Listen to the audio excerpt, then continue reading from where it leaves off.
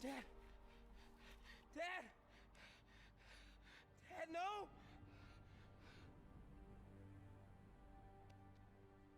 Wake up, Dad. Wake up. Wake up.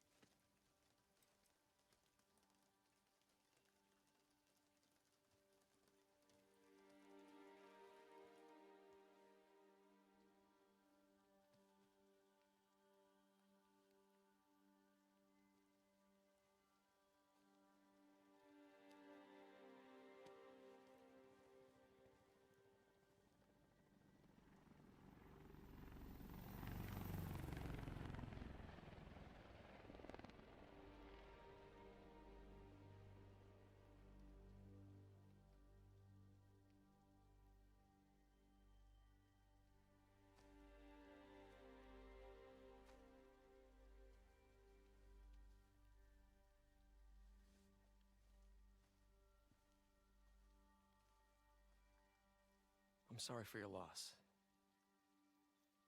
Do I know you? I'm Peter Parker. I was at City Hall when... Look, I know you don't know me, but I just wanted to say... I know what you're going through. That's what you were gonna say, right? Or it all gets easier with time. Or don't worry. It's part of God's plan. I'm sorry, I was just Trying to help. So this is after my recording session with the problem with online multiplayer video. So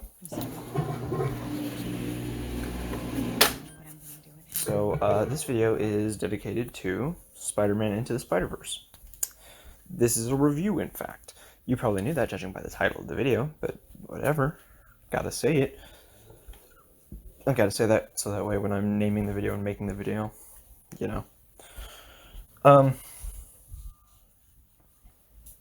Problem is I don't have any Spider-Man games, so there probably won't be any Spider-Man footage or too much Spider-Man footage in the video. I'll probably just get photos from the internet and videos of Marvel vs. Capcom.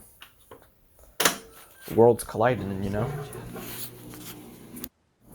Hey guys, welcome to the video where I already fucked up at 50 seconds in because I forgot that I was making a video because I had to go take a shit. Alright, where were we? So this is a review for Spider-Man Far From Home, blah blah blah blah blah. Far From Home, blah blah blah blah blah. So, SpiderVerse. This is easily one of my favorite movies ever made. I didn't really like it the first time. I loved it the second time, and 5 minutes ago, it was even better the third time. Well, 5 minutes ago, actually it's been like 8 hours, but whatever. So, no, actually it's only been 4 hours. Still, the animation style, you know how it's animated on 2s and whatever the fuck that means? Yeah, there's a Transformers cartoon that I found to be unwatchable because of that. However, here, it just fucking works. It just fucking works, man. I think the art style itself also promotes the animated by 2s. The tech that they were using, I remember when the movie was coming out, people were talking about, oh, the tech that they used for the movie is like so good and everything like that. And yeah, whatever the fuck that means. So,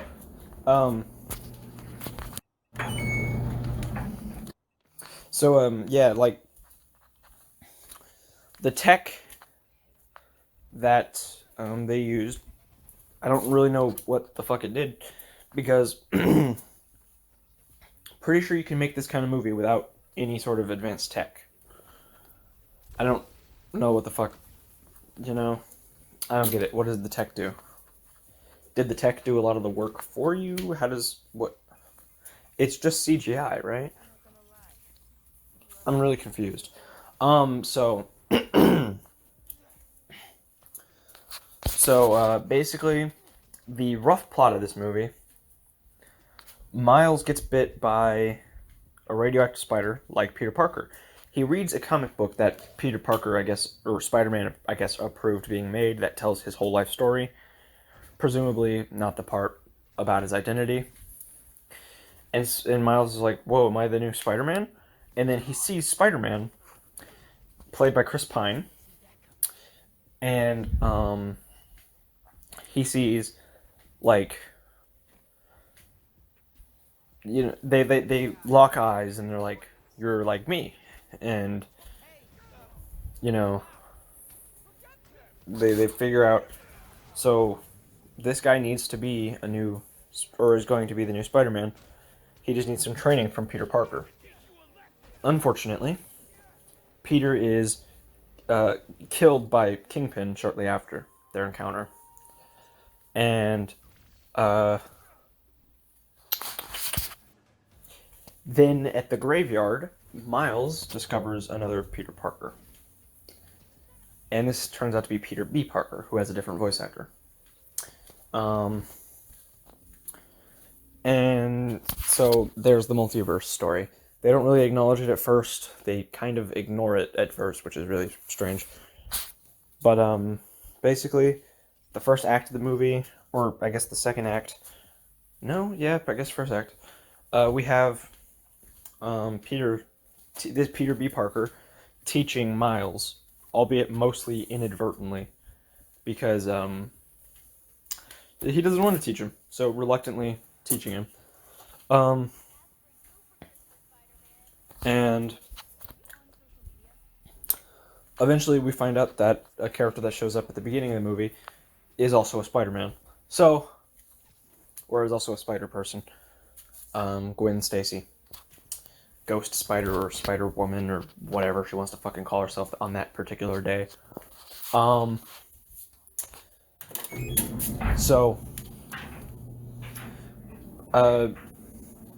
Then, you know, when they go to Aunt May's place to make a new drive to destroy this multiverse machine, I'll just say get a MacGuffin, I suppose.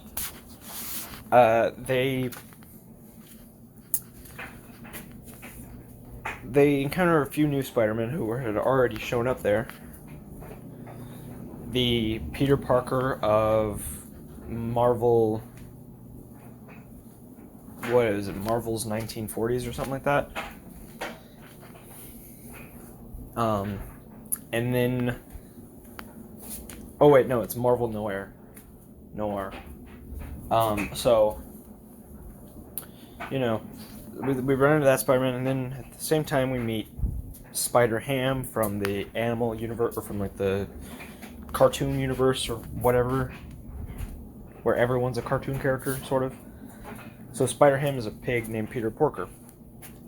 And then you run into Penny Parker. I don't know what the fuck her deal is. I get the feeling she was made for the movie. Basically... Now they're going to go fight Kingpin and shut down his multiverse machine. And then Miles, who was an unofficial Spider-Man earlier, later becomes the official Spider-Man of New York. After everyone leaves. That's kind of a brief synopsis. And by brief, I mean like 8 minutes. So... You know, I thought this movie was great. I thought the art style was amazing. I thought... The characters they added were pretty cool. The little post-credit scene, which I won't spoil here, I thought that was really good. The reason I'm not spoiling it is because it's kind of funny. It's not that important. So I don't need to talk about it, so why spoil it? If I don't need to, right? Now, sure, it'll be important for the next movie, so I'll just mention it when that next movie comes around. I'm looking at you, Sony. But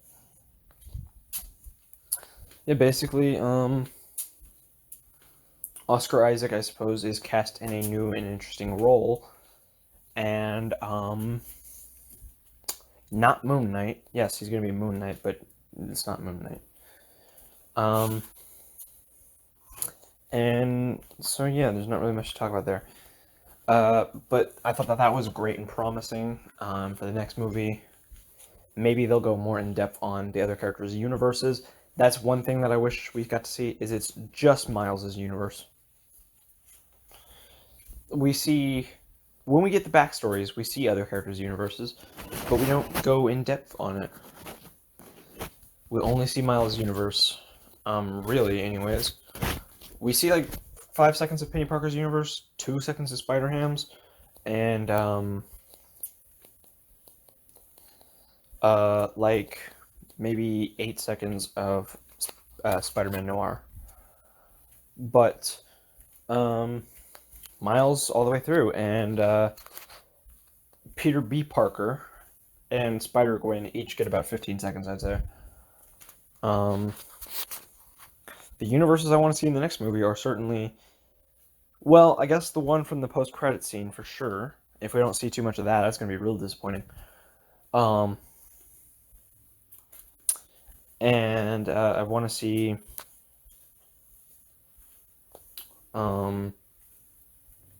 Peter Parker's universe, Spider-Ham, a little bit more, and I want to see Spider-Man Noir's universe a bit more. Oh, also, I think most of the movie should take place in Spider-Gwen's universe. So, but that being said, I do want at least like 5 minutes of the post-credit scenes universe. And, yeah, and then there's another universe that's attached to the post-credit scene, which is based on another cartoon. That universe would be cool too, but not really interested, honestly.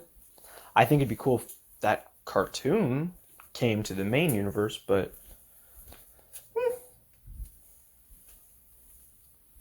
so yeah, Spider-Man Into the Spider-Verse isn't really going into the Spider-Verse, right?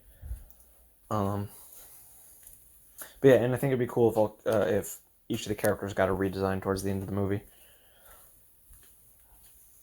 Because there are a lot of characters, or there are a lot of costumes in the background.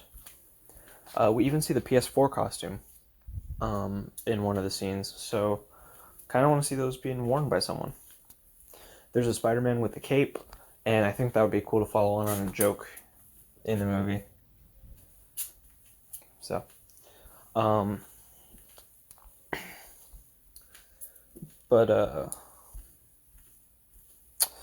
yeah, the movie was great. I think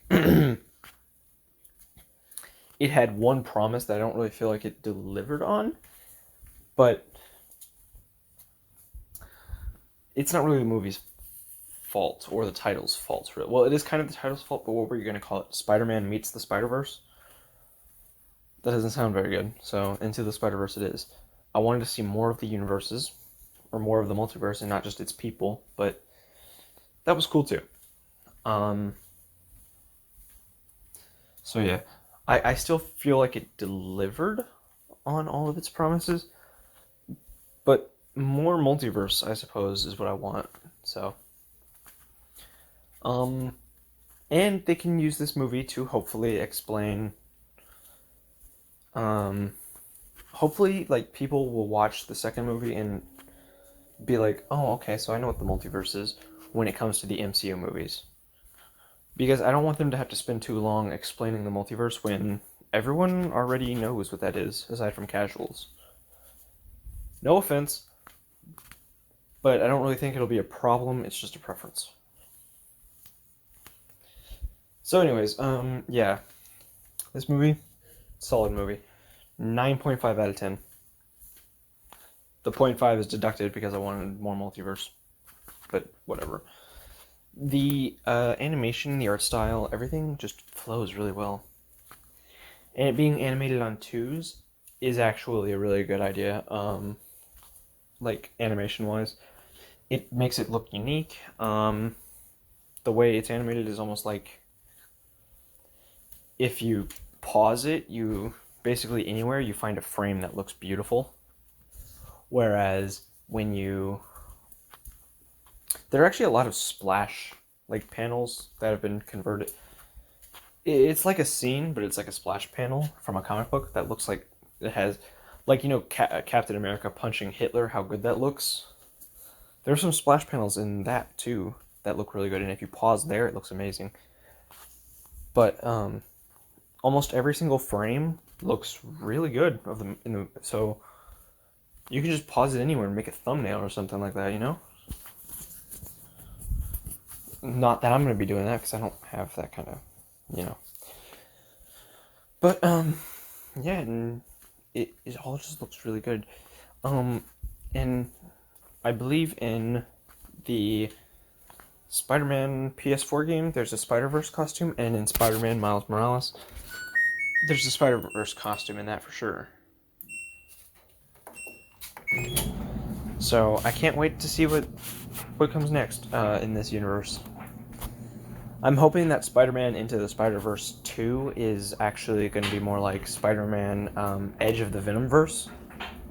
But who knows, honestly. I'm also hoping DC follows up by making a live-action Batman and the Dark Multiverse movie. That would be cool. Also, I guess another problem I have with this movie is there aren't any other heroes, it's just Spider-Man. That's cool, don't get me wrong. And maybe having more heroes would ruin it. But it just made the and look, I love how small this movie is. It's nothing huge. So you can just watch it over and over again whenever without having to be tied down by the rest of the universe. But I think some references or mentions would make it feel better. Even if we never see someone like Wolverine or Iron Man or Captain America, reference them a little bit and it'll make the universe feel way bigger. And therefore the threats way more. I thought because of the lack of other heroes and the like lack of use of the multiverse, that the movie just felt small. I'm hoping Into the Spider-Verse 2 or Spider-Man Edge of the Venomverse is better. So yeah, Edge of the Venomverse. Does that sound good to you guys?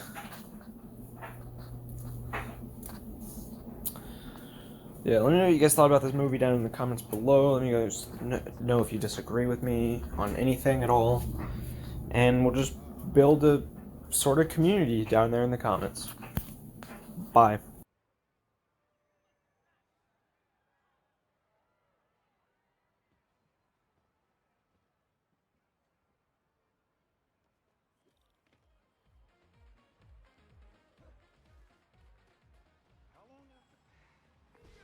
Hey man, Haley told me where to find our criminal friend's setup.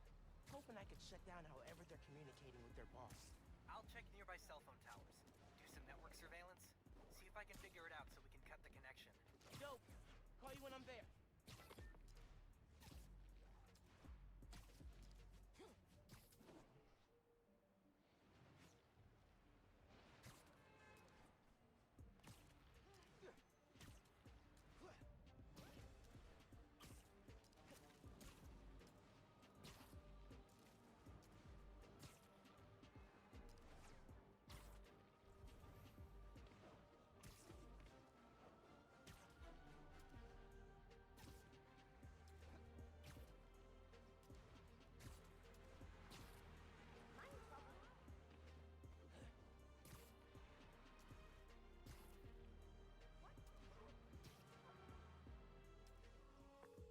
Genki, guys are definitely set up here. Gonna clear them out. See if I can shut down this whole operation. Happy punching, Spider-Man.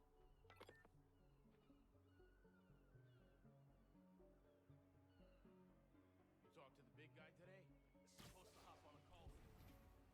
Guy cares about his results. But you've been with him for years.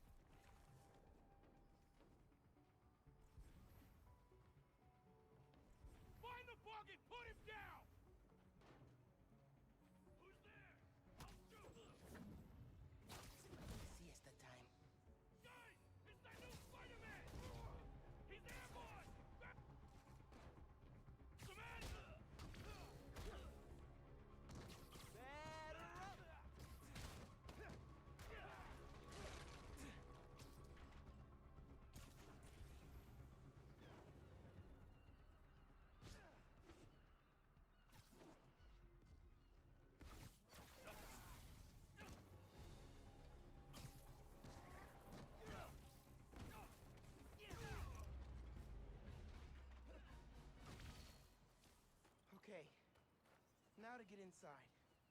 Gotta be a way inside. That gear should lift the door. Not what I expected. There's gotta be more here.